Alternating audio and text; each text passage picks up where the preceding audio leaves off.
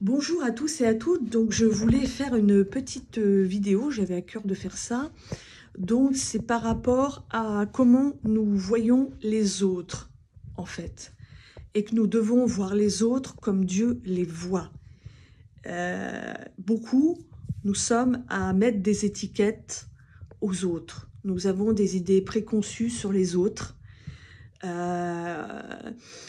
Et donc, je pense que nous devons arrêter de mettre des étiquettes sur les gens, car les étiquettes ne reflètent pas la vérité. Très souvent, nous avons des idées déformées sur les personnes. Nous avons un mauvais jugement sur les autres, et donc nous devons arrêter de juger et de salir les autres, en fait. Nous avons chacun nos défauts. Seul Dieu est parfait, en fait. Ça ne veut pas dire, bien sûr, qu'il ne faut pas chercher à s'améliorer. Mais c'est vraiment triste de constater, par exemple, que parfois, lorsque nous offensons les autres, eh bien, on nous colle une étiquette. On nous colle une étiquette de mauvaise personne, par exemple. Tout ça parce que nous sommes tombés, parce que nous avons été faibles, parce que nous avons manqué de maîtrise de soi, parce que nous avons fait les mauvaises choses, des choses qu'on n'aurait pas dû faire. Et nous nous retrouvons en fait avec des étiquettes de mauvaises personnes, en fait.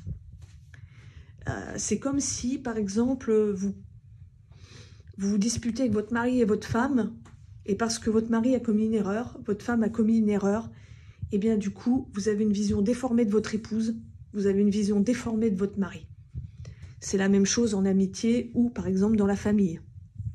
Vous vous retrouvez parfois avec des images déformées de votre maman ou de votre papa parce que votre papa ou votre maman a commis une erreur. Voilà. Et donc, heureusement que Dieu ne nous voit pas comme ça, mais il faut apprendre à voir les autres comme Dieu nous voit, en fait. Nous sommes tous faillibles, il n'y a que Dieu qui ne faillit pas. Même Jésus a refusé de lapider la femme adultère. Il lui a dit « Va et ne pêche plus ». Donc, c'est pour attirer votre attention, en fait, qu'il faut voir au-delà des défauts des gens. Parce que c'est dommage, en fait. C'est comme si, avec tous les bons moments que vous avez passés avec votre mari, votre femme, ou vos amis, ou par exemple un parent et tout ça, c'est comme si tout cela se retrouvait anéanti parce que vous êtes tombé, en fait, que vous avez offensé l'autre. Ce qui fait que la personne ne voit plus que les défauts, que vos défauts, en fait, que vos défauts, et elle ne voit plus ce qui est bon en vous, ou ce que cette personne a pu vous apporter. En fait, puisque on voit que le mauvais. Que le mauvais. Heureusement que Dieu ne pense pas ça de nous. Il faut voir le bon chez les autres. Il faut arrêter de retenir que le mauvais.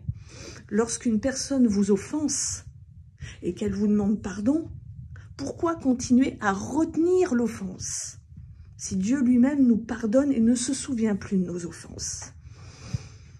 Après, effectivement, il y a des offenses qui mettent du temps à passer. Ça ne veut pas dire qu'il faut faire comme si de rien n'était. Évidemment, ça prend du temps. Mais nous ne devons pas retenir l'offense aux autres. Dieu ne retient même pas les offenses contre nous lorsque nous lui demandons pardon. Alors pourquoi nous nous permettons de retenir les offenses des autres et de briser des relations qui sont intéressantes, en fait, qui peuvent nous apporter? Il faut arrêter de voir les défauts des gens. Il faut arrêter de voir les défauts des gens parce que malheureusement, des couples sont brisés, des amitiés sont brisées, des relations de famille sont brisées, justement parce qu'on ne voit que les défauts, en fait. Voilà. Donc, nous devons nous pardonner. Nous devons avancer. Voilà. Et arrêtons de voir les défauts des autres. En fait, que les défauts des autres.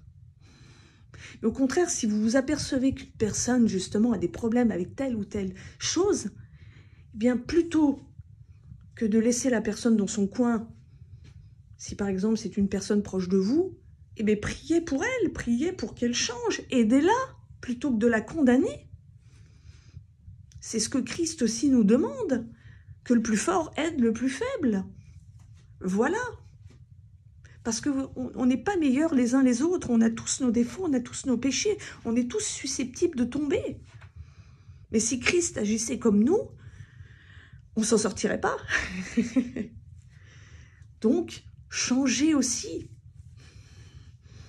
Ça ne veut pas dire que lorsque nous péchons, on ne doit rien faire et qu'on doit tout attendre des autres. Non, pas du tout. Nous devons travailler sur notre problème, nous devons changer. Mais aussi, on a besoin d'être épaulés aussi pour changer. Voilà, nous avons besoin de nous soutenir les uns les autres. C'est pour ça que je me suis permise de faire cette petite vidéo. Voilà, donc que celui qui a des oreilles pour entendre, entende. Voilà, donc je vous souhaite une bonne journée et soyez bénis. Au revoir.